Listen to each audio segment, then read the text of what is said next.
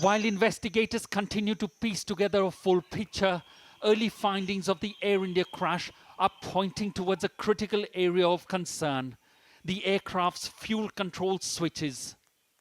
The switches pictured here in the preliminary report are designed in such a way that they are unlikely to be transitioned accidentally, pointing to human error.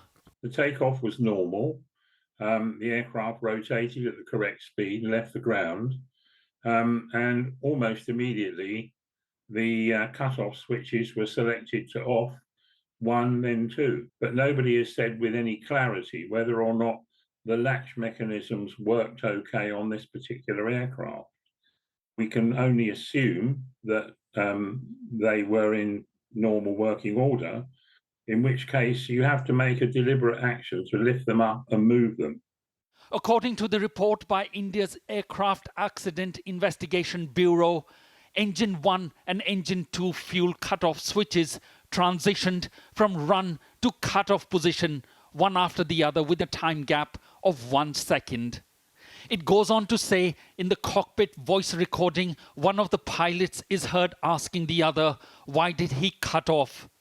The other pilot responded that he did not do so. Moments later, a mayday call from the cockpit before the aircraft crashed. But aviation safety expert Captain Amit Singh is not entirely convinced. That is kind of directing towards human factors and moving away from technical failures.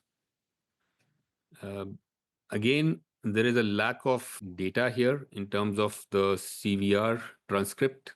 There was a gap of 10 seconds between when the fuel control switches were cut off, and then put to run. So what was happening in those 10 seconds? What was the conversation between the pilots? Because there would have been certain failures which would have shown on the ICAS, the central monitoring system. The report mentions the aircraft maintenance checks were on schedule and there are no signs of fuel contamination or bird strike, and that both pilots had adequate rest and breathalyzer tests were done in the morning.